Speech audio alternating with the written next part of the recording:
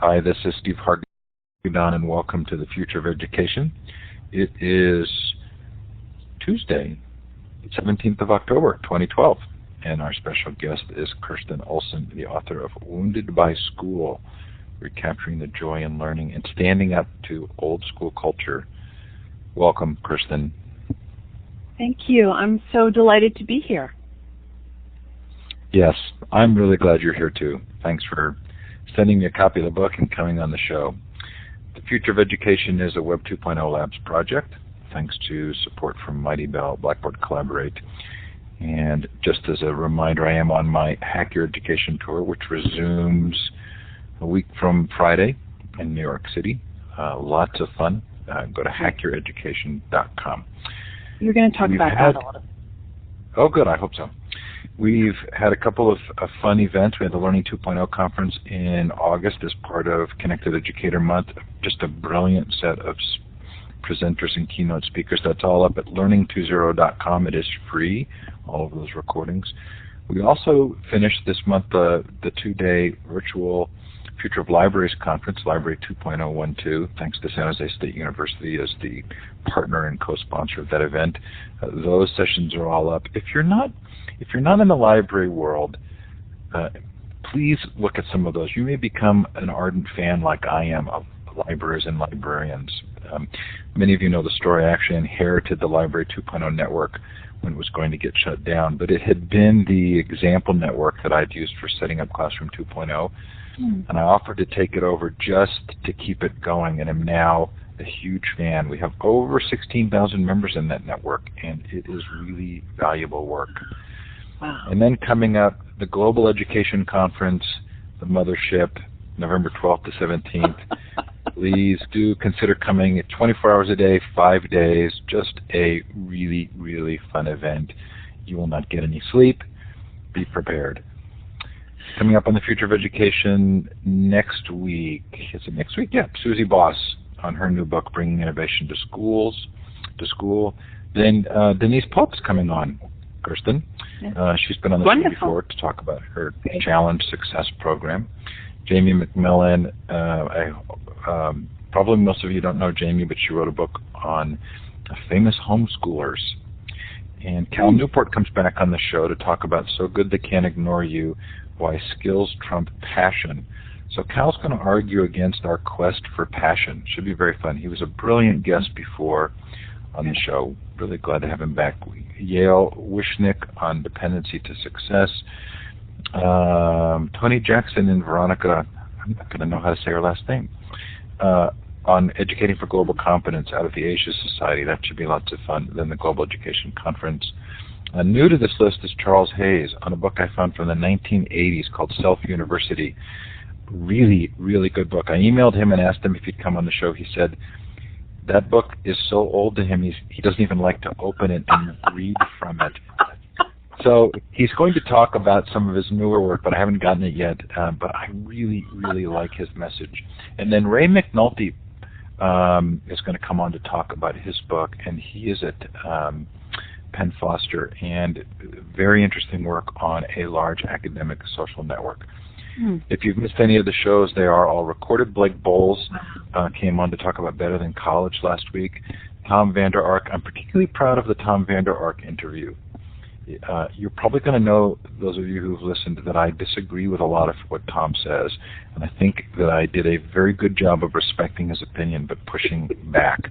So I'll be interested to see what those of you who listen to it have said. Anyway, lots of interviews up there, all in full Blackboard Collaborate form and MP3. So this is when those of you in our studio audience get to tell us where you're participating from. So look for the star to the left of the map. You'll click on it twice and click on the map and give us a shout out. I can see Bill's put his star up quickly. He's an old pro. Let us know in the chat. Oh, look, Australia, New Zealand. Beautiful. There's nothing like having international guests on the show, I have to tell you. Participants, it makes me feel like we're doing something more than just talking to ourselves. The iPad doesn't let you have the star. Interesting. I also know that there's an issue with the web tour for iPads, as I recall. Look at that. Our Asia Pacific region is hopping. Mm.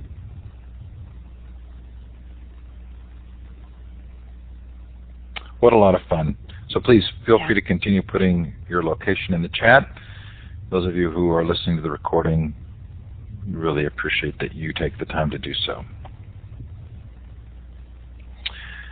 So Mighty Bell is this new project I am consulting on for Gina Bianchini. Many of you know that Gina started Ning, and that I worked for Gina for 18 months using Ning. Gina has an incredible commitment to education. She's willing to pay me just to find ways to help educators do things for free. And we did create a Mighty Bell space for tonight's interview. It has links to Kirsten's websites and the articles about her and the like. So please do feel free to jump in there, add sort of curating content and conversation.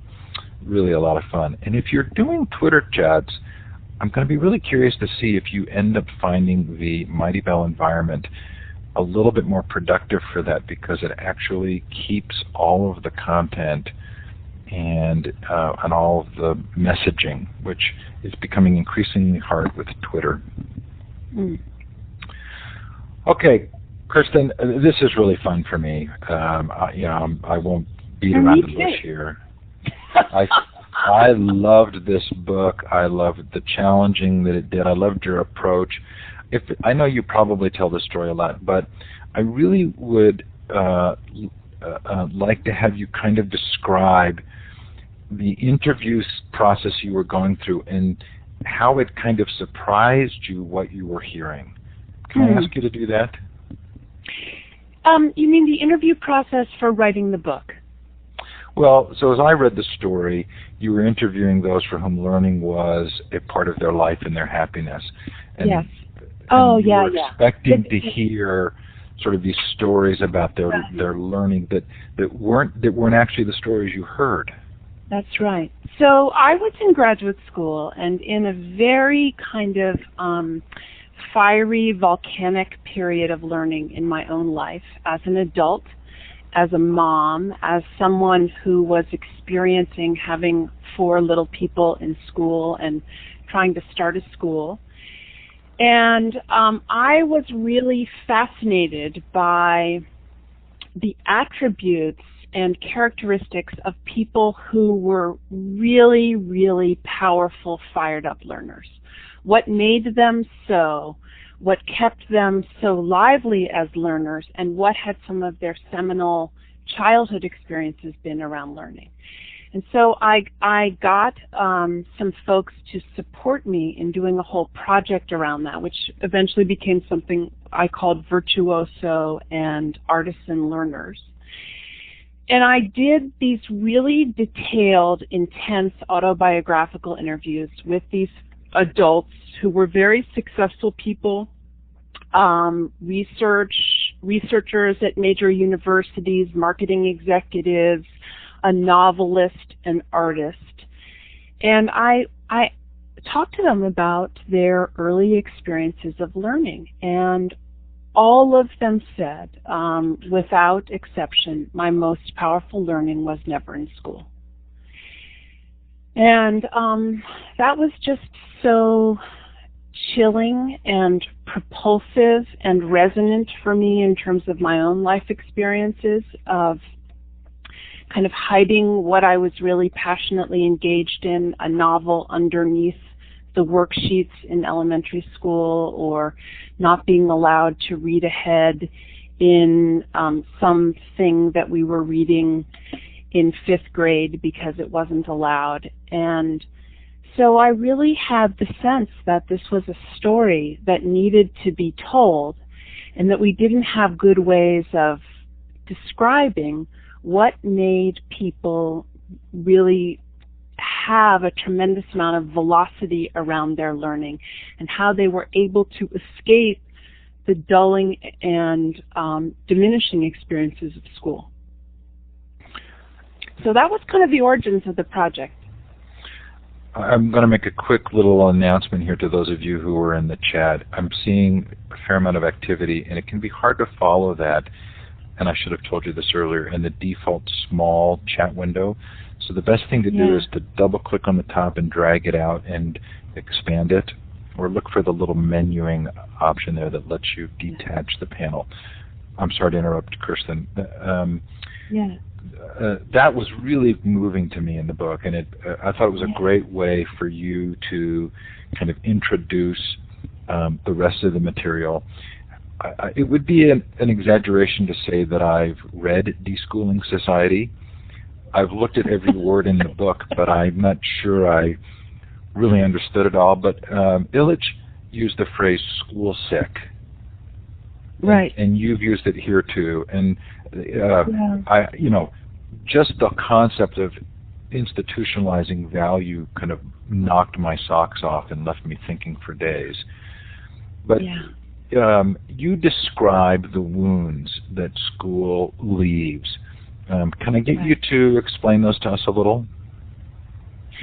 So when I actually started writing this book, I was out of graduate school now, and I was actually working in schools, and I was really, my eye was drawn to the students, and there were so many of them who were checked out and in the margins and silent in school, and I wanted to hear what was going on with them.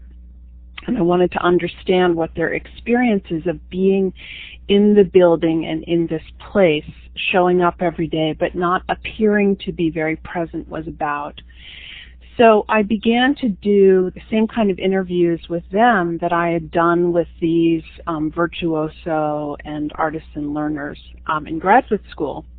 And this became this over 100 interviews that underlie this book, in which people from I talked to people from ages 11 to 67, a huge range of people, and in a huge range of present educational settings or past educational settings, about what their learning experiences had been.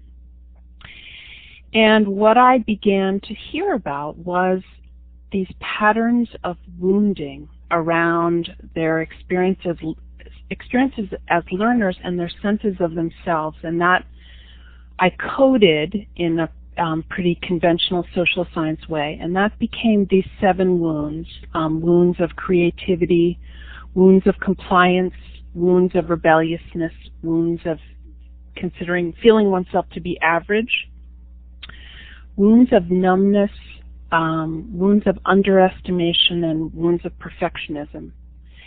And each one of them had their own patterns and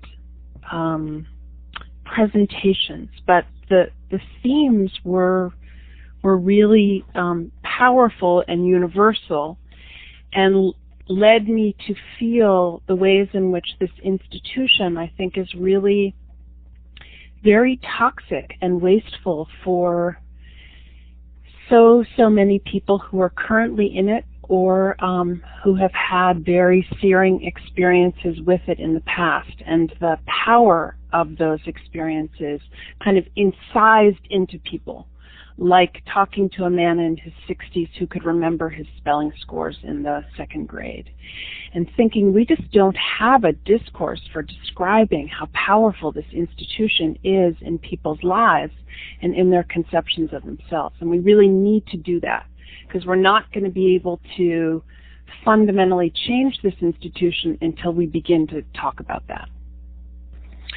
It was very interesting. You have 4 children. My wife and I have 4 children. I went through that list of wounds and actually could almost identify some element of each wound in our own children. Yeah. And when I do these workshops, I keep changing the name of this workshop that I hold on Friday nights. It was originally called "Your Child is Not Defective." Yeah, beautiful. People told me that was, they didn't get it. But it's really about kind of processing the school experience and then gaining some sense of ownership of learning, again, for families and individuals. And the first exercise we do is that we have people on Post-it notes write down the things they remember most about their school or learning, and then they post them up on a timeline. And it's sort of a tangible kind of physical activity, but intriguingly, many of the responses fall into these categories. There are some that are quite positive, and address sort of the other side of this, but there are a lot of wounds. Yeah. Having said that, you surprised me in the book, because I would have expected you to say, school is toxic, start homeschooling. Mm-hmm. And yet really your message is, and I don't want to put words in your mouth, so correct me please, the message I heard was, here are the ways in which school wounds, be informed, and help protect yourself, your children, your peers in the following ways. Yeah. I guess that the place that I am now is that for many parents, for a whole variety of reasons, homeschooling, and Pat Ferenga and I are very good buddies, and I think homeschooling is increasingly a very viable option for many, many folks. But for other individuals, it is not. And we are still reliant on the systems of education that are provided by the state in this country. And so I think that learning how to mediate one's sense of self in that institution and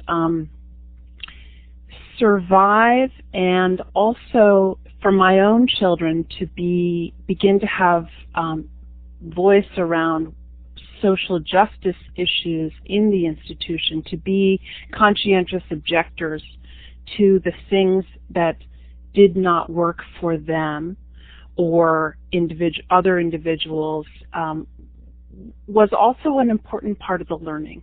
As I look back over, our 22 years in public school systems, they are all now out of public school and in college.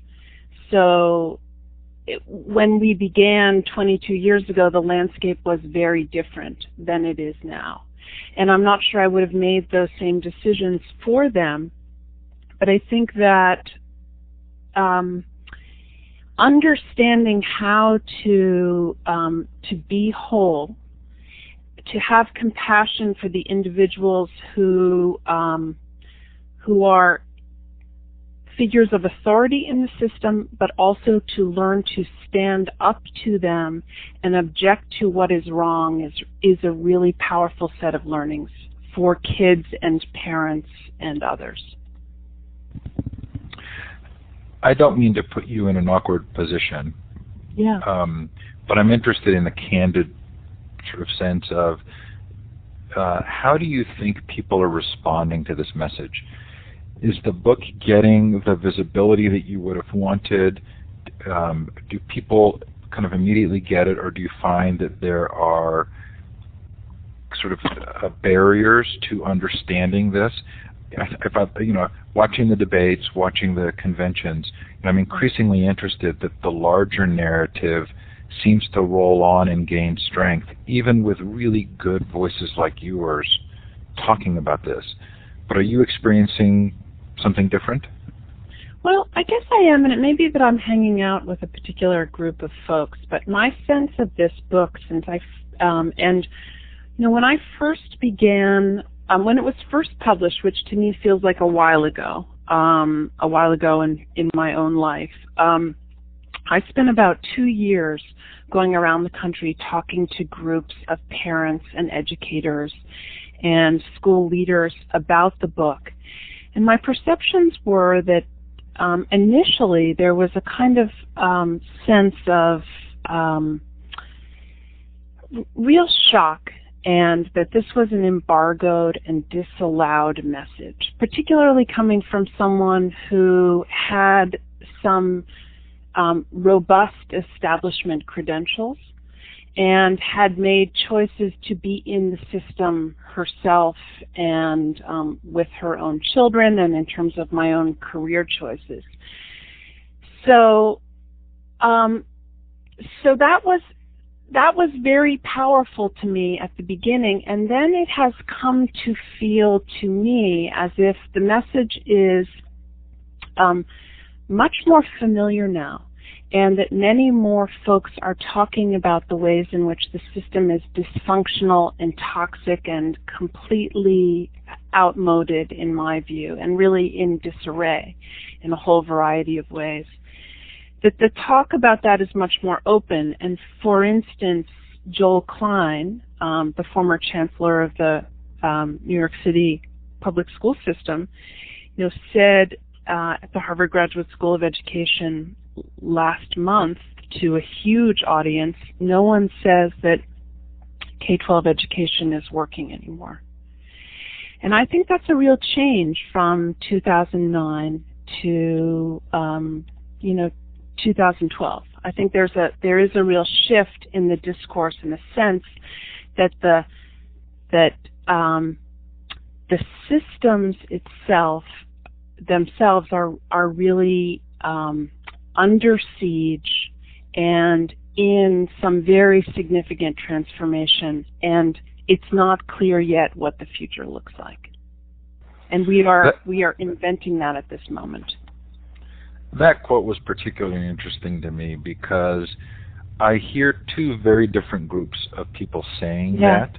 Yeah. And one group is the progressive liberal arts tradition, kind of learning is important, and the other group is we're not staying competitive, we're losing jobs. Right. Do you think that he had the full understanding that we would hope he does? Joel. Yes, Joel. Joel. I think that he does. Joel has been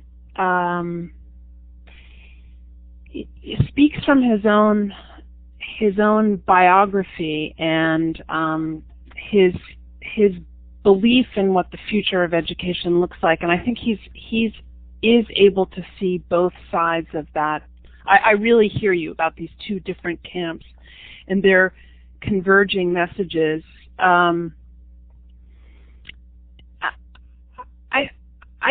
guess I want to believe that he does have a relatively broad sense of what he's saying, and that it's not just market solutions and privatization and choice that is the future of education, the right future of education. He really names education as a public good and something that we are all, as a society and a culture, need to be interested in investing in. That's at least part of what I hear.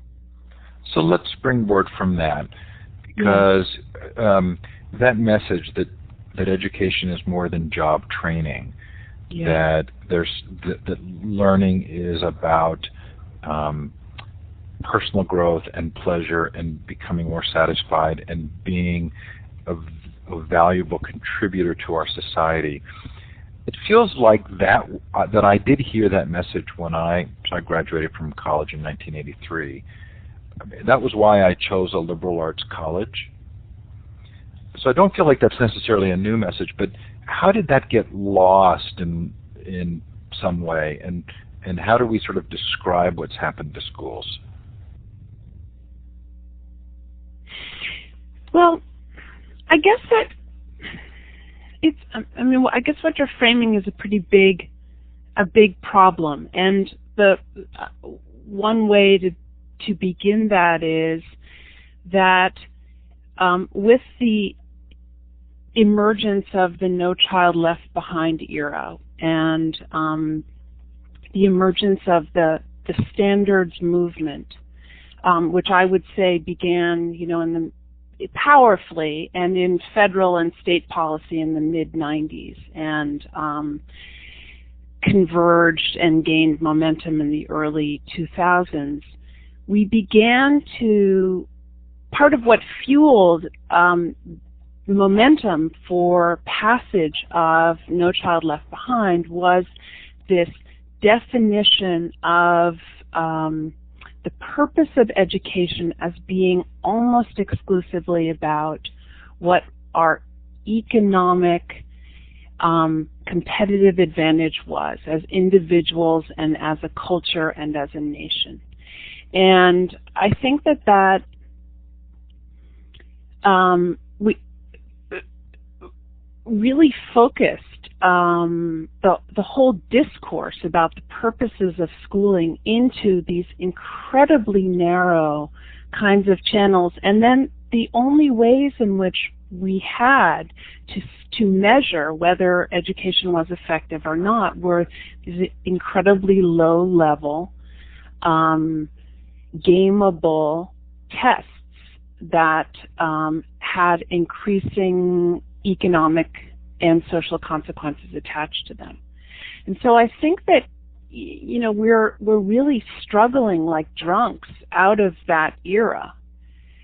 Race to the Top is kind of, you know, the next iteration of that. But where we are going and what the national landscape looks like is something that I think we're all trying to give birth to. I mean, virtually every person that you've had on this program over the last several years is involved in that question.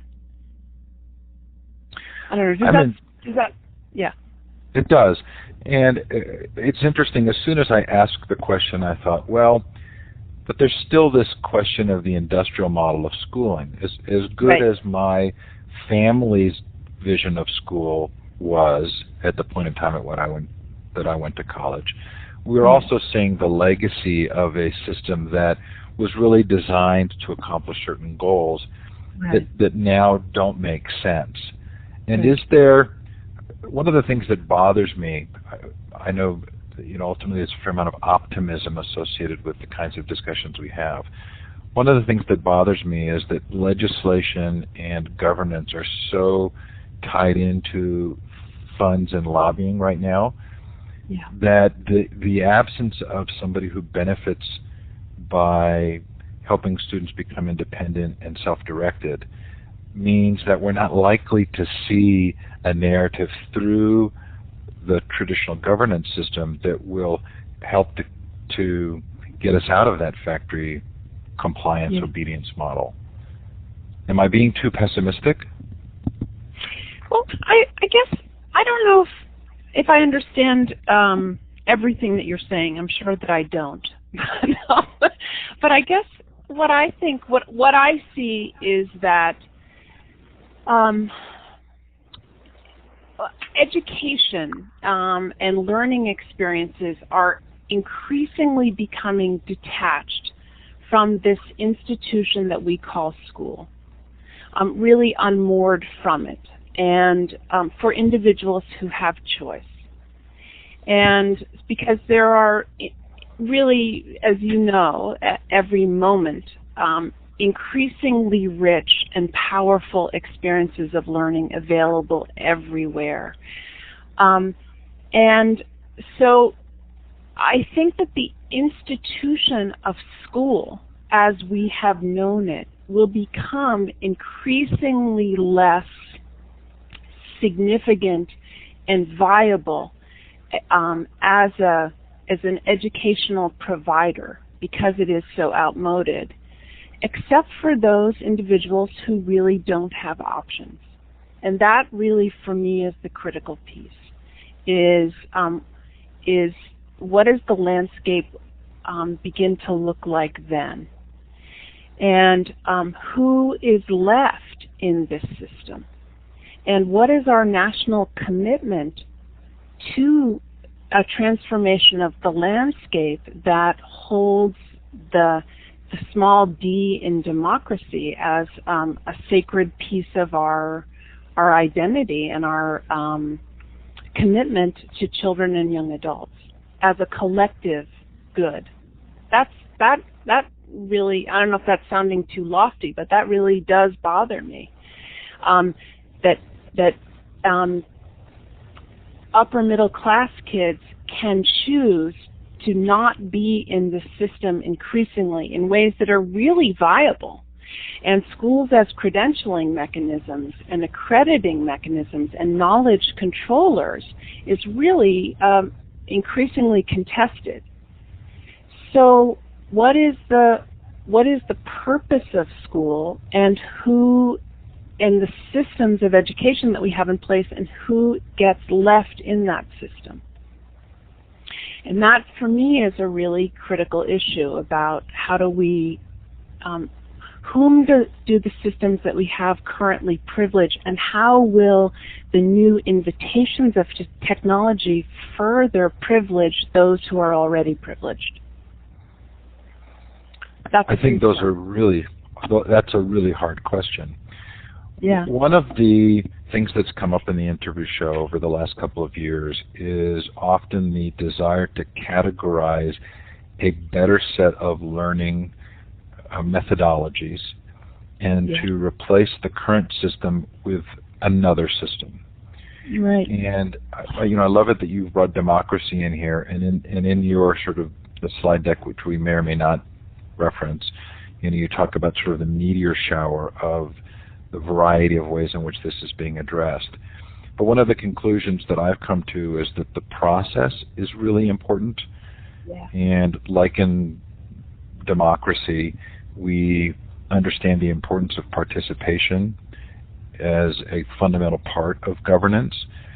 It seems to me that your meteor shower recognizes the importance of different solutions because they're involved at all levels with the participation. Yeah. Does that resonate with your own beliefs? It does. I mean, the piece, what I increasingly see is this this wonderful paradox, which is that as education untethers from school, and this thing that we have known as school for the last 150 years, there is this paradoxical equal need for sense of community and place that I think has some geographical location. I think it's a both and. It's one doesn't obviate the other. And so I see, as I go out around the country and work in schools that I think are, as we call them at IDEA, pockets of brilliance, or with communities that are putting together educational centers and collectives that seem to make sense for members of that community. They have this very homegrown quality to them, and they are really about the individuals and the values of this particular community, while they take advantage of these hugely boundary expanding possibilities of our new networked learning world. So I love that paradox of, as we go ever outward, we also have this increasing need for community and place, and a tribe where we are known and challenged and asked to show up in ways that are important. It would be a substantial irony, given what you've described here, if we looked at one particular solution and then tried to mandate that or overlay it on another community. So what I hear you say when you use the word community is, I do hear participation. Yeah. Yeah, the schools, and it's hard for me now increasingly to know whether to even use the word school, because to me it has this 19th century valence to it that I think is going to increasingly feel wrong to us. But these educational places that seem really full of vitality and meaning and emotional resonance as I go around the country, are really grown up out of communities and people who care tremendously about the communities that they're in. They're an expression of community values and a community-based vision of what it's important for kids to know and how adults and young folks need to interact with each other. So I do see these kinds of evolving systems as growing up out of a very rooted sense of place. Again, taking advantage of this incredible boundary expansion. I mean, we've had this incredible boundary expansion and a total transformation in the systems of learning. At the same time, our understandings of how the human brain learns simultaneously. I mean, two really system smashing events over the last 2 decades. And so I think it is no surprise that the systems that we have are really floundering. And I would say it's not clear what their moral or social purpose is. I love it that Jenny in the chat mentioned libraries, which Jenny does make the connection. That's what I keep seeing in the vision of learning that librarians. I need to go to the chat. You know, I haven't got it up so I can see it. It's really hard to follow. It will distract you. Yeah. I know. Well, the chat is usually the most fun, so I'm sorry that I'm... You can save it afterwards and read it. If you go up to, those of you who want to do the same, you can go up to File, Save, and you can save the chat afterwards. And, of course, in the recording, it's fully available. Okay, I want to make sure we spend some time on these chapters, the healing chapters. These were just magic for me. I mean, I've doubled the size of my book from dog-earing pages. The Parents Who Heal chapter is the most detailed. Now, I think that has something to do with the fact that you have 4 children. But one of my worries about that chapter, aside from the brilliance of it, is that you presume, and please push back, it seems to me you presume an ability on the adult's part to see education from a metacognitive level that I often think is actually at the heart of its absence. The absence of parents being able to do that is often at the heart of the problem. So say more. I agree with you. I mean, I think you're right. That the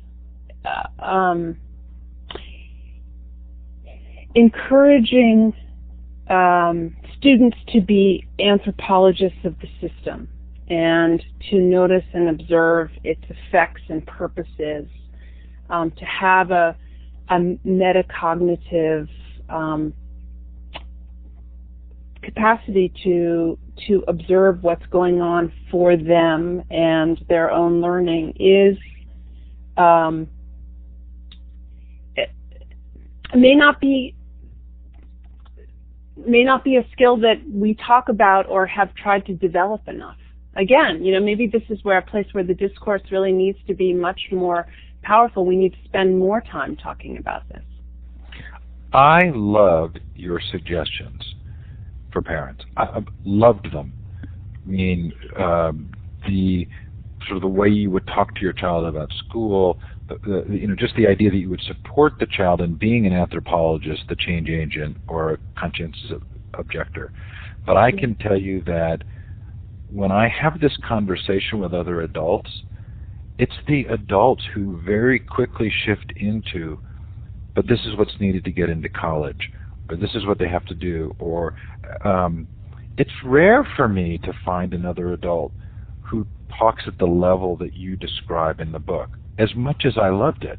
So how might we help that particular conversation? I wish I could see the chat here, because I think that they would. What is the chat saying about this? Let's see. Talking with kids about school takes skill building time. Okay, that's actually a good lead-in, because when I had this conversation with Tom Vander Ark, he had this sort of kind of glowing picture that he portrayed of online learning saving all of this time. And I said, Tom, as a parent, I can tell you, helping my child become self-directed easily takes 3 to 4 times the amount of time that it is just to follow the rules. I don't see this being a time saver. I actually think this is much harder. It's much more satisfying. It's much more fulfilling to me as a parent. But giving my children agency is significantly harder. I love the Robert Fried quote about his own kids and the difficulty in letting go. It's really hard. So I think that part of the issue for me is that for parents, it's also a lot easier to just follow the system and to tell their kids, just follow the system. I guess so then, when we see the kinds of terrible impacts that school can have on kids and the ways in which it can make them small. And I mean this even for kids who seem to be the most glowing and shining examples of achievement in our system, who are still incredibly truncated and diminished by this system that values them in terms of what they can accomplish and what their competitive advantage is. I think that most parents do have a compassionate appreciation for that and often feel really torn about it. They feel that they have to get their kid to achieve because that's sort of a necessary component to becoming an adult. And the system seems overwhelming in terms of how do you protect your child from internalizing some of the messages that they're getting from school. Is it possible for a child to be quote-unquote successful and also have this capacity to notice that the system has some larger intentions and designs for all of us that may not be in our self-interest or in the best interests of the community? I think it is. I think that we underestimate people's capacity to hold that complexity of understanding. I see kids and talk to kids all the time who are doing exactly that. And I think that the decreasing power of school as the only conventional school is the only game in town is going to empower parents and kids and other folks more and more to be in exactly that kind of dialogue about, do we really need to be here? What is the moral purpose of this institution? What is it actually doing for us? How could it be better? How is it actually difficult for the individuals who are trying to administrate it and teach in it? Maybe that's the model. Maybe the model of your interviewing those successful individuals, which is a form of appreciative inquiry in many ways. Yes. Maybe that's the model of, there was a note in the chat here, we need to train the parents. The irony of that was not lost on me. But maybe that's the approach, which is to place people in a position to describe their own education and their own circumstances, and then to draw conclusions from that. again, I've taken us a little bit down a rabbit hole here and didn't mean to dive so deeply, but it is a great curiosity to me. It is one of the things that I do when I'm talking to groups of people about this, and I feel like we're getting into very high, 30,000 feet territory, is just to ask people to begin by asking them to write about their most powerful learning experience, to remember one, and to try to talk about why it was so powerful to them, and to connect them, to try and reconnect them to the pleasure of that. And for, again, not surprisingly, for many, many audience members, these were not experiences in school. And then kind of what are the losses of that in our lives if we don't have everyday pleasure in learning? And how could we get that more? And how could we inject more of that, make that more of a priority in how we are interacting with our kids, how we're thinking about our own lives?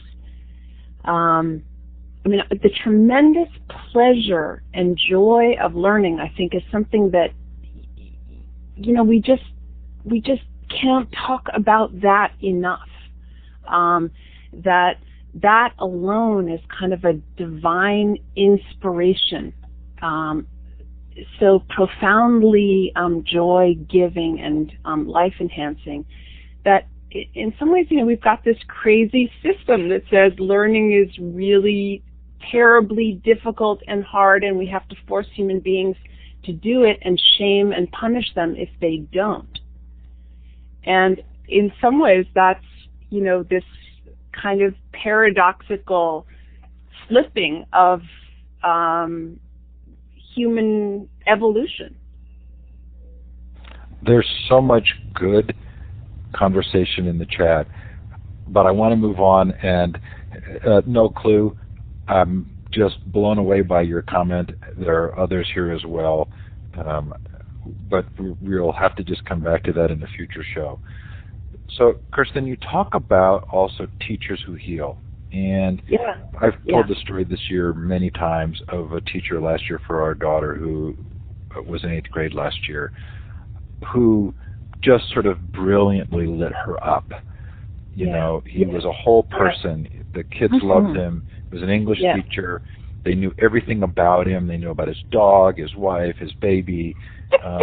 There's something so powerful about life modeling that often gets lost in these conversations. And I see it particularly for the parents and for the teachers. Do you want to talk a little bit about the Teachers Who Heal section and some of the things that you feel most important? I do, because this it's important to say, I think, that in my own work, what I am increasingly drawn to is not to analyzing the dysfunctions of this institution, but to talk about kind of what working with individuals and teams and groups of people who are really interested in trying to do transformational work about the future and about healing. And one of the things that I began to hear really strongly in these early interviews was the power of a single individual, and it was sometimes a teacher, to really transform a child's life. And as someone said very memorably, and this was sometimes a coach, it sometimes was a peer. In one case, it was a minister, but the person said that a really critical turn for them in their learning life was meeting this individual who saw so much more in them than they could see in themselves, and they were like an imaginal bridge to my future. And I think that is, in a really gifted, impassioned, grounded teacher, they have that capacity to see the future eminent in a kid and light them up. And that often was the turning point in a very wounded learner's life in my research and now experientially everywhere, is this experience of someone believing in us deeply, seeing things in us that we don't see ourselves, and sort of stubbornly bearing witness to it and saying, yeah, I'm going to ask you to step up. You are awesome, and I'm just going to ask you to do more than you think is possible. And people experiencing themselves and their own capacities in ways that they never had before. I loved this section. We're not going to have time to go into it, but if you haven't read the book yet, look for the Skateboarder Club story and the section on Flickr, which I think both were brilliant. How do you create this kind of an environment? As administrators or as teachers who have a say in their school, are you seeing strategies that work well for creating the space for teachers to build these kind of relationships? Yeah, I think that I do see strategies for it. I think that if the adults in the building are encouraged to see themselves and their own possibilities powerfully in the adult community, and the adults themselves regard their adult community as a learning collective where people are really engaged in talking about things that are powerful and important to them as adults, then I find that this trickles down into the student community in very, very powerful ways. So the first thing that I do when I go into a school is really look at how do the adults regard each other and hold each other in community as learners. And are they excited about each other and what each one of them is learning about?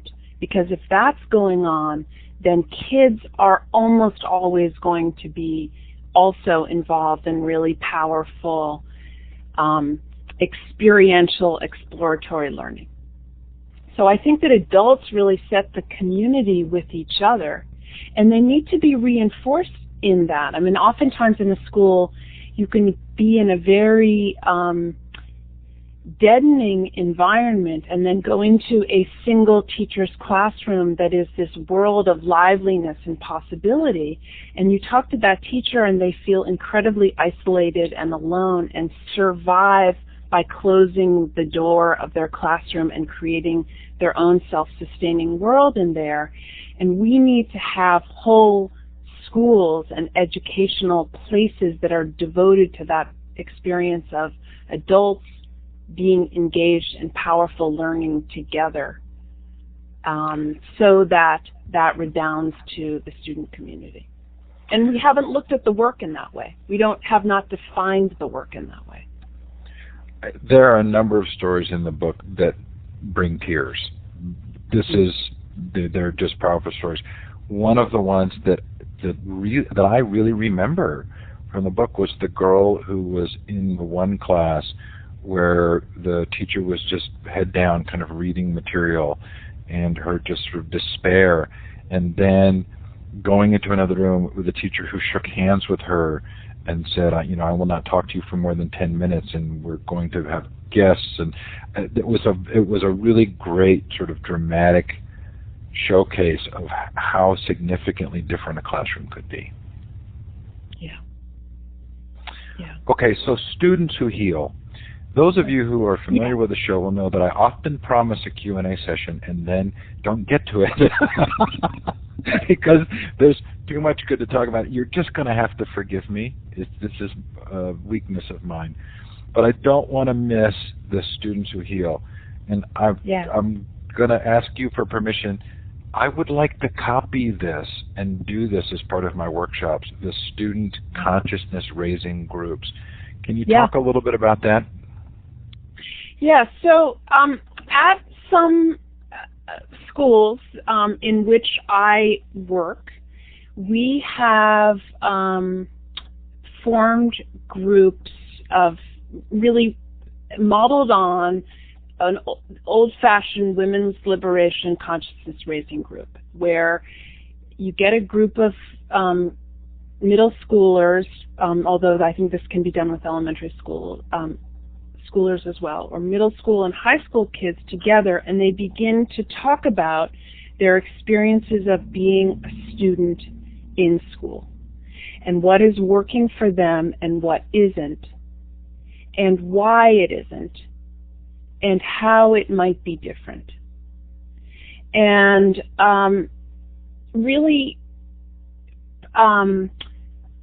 prompting folks to begin to have that meta-analysis that we were talking about at the beginning of the session of why does school make me feel this way? Why does it privilege certain individuals in the ways that it does? Do we think that's right? How else might it be? What does being smart mean to us, and what are the definitions of that in this building? And do we think that they're the ones that matter to us? Are they too narrow? Questions like that begin to get kids into a place where they are analyzing their experiences of school rather than identifying them personally as their own only, and getting a broader sense of the emotional and intellectual experiences of people across grades and developmentally in different places that I think can be very empowering for kids. And so then usually there's kids move to trying to do some kind of action around changing something about the school and then beginning to experience what that is like, but really beginning to name the values that are instantiated in school, which oftentimes are invisible because they're so familiar. So again, like what's the system of privilege here in this school? How do we define what success is? Who decides what matters and how status is assigned? Do we agree with those things? Do they cohere with our values? I've been in really interesting conversations with second and third graders about those things. Do you call them consciousness-raising groups? Is there a phrase you use that is attractive to students to come? We usually have called them, let's talk about school talks. Let's talk about the values of school. And sometimes this is in relation to a particular reading. Like in a high school group that I was in, a part of recently, we began with Peggy McIntosh's Unpacking White Privilege. And that as a piece of what does that look like in the institution of school, and that led to a whole another set of discussions about what is status about here, what is the purpose of the institution in terms of how it sorts and tracks people, why might it do that, what could we do about that? That's just brilliant. I'm going to email you separately and make sure you're okay with me copying some elements of that, but I love it. Yeah. One of the things we try and do on the show is a courtesy to the guests and the participants is to end on time. So thank you so much for coming. Thank you. I'm clapping. Thank you for having me here. It's so hard to find that darn applause icon, but it's under the smiley face, go down to applause. Kirsten Olson on Wounded by School. Really so delightful to have you on the show. Thanks for taking the time. I know you're traveling, right? I am traveling, and we're having an idea event here in Boston tomorrow. So we're all at this. IDEA is the Democratic Education Group, right? That's correct. And that's right. We're trying to. That's another discussion. Well, Malia's been on the show, and so has Scott. Scott knows. So yeah. we've had good discussions there. Thank you so much for coming on. Thanks everybody for being here. Don't miss Susie Boss, Denise Pope, and Jamie McMillan next week. Really delightful, Kirsten, to get to know you. Thank you so much. I appreciate it. Thank you. Thanks everybody. Have a great day or night, depending on where you are. Really appreciate your being here. Take care now and bye.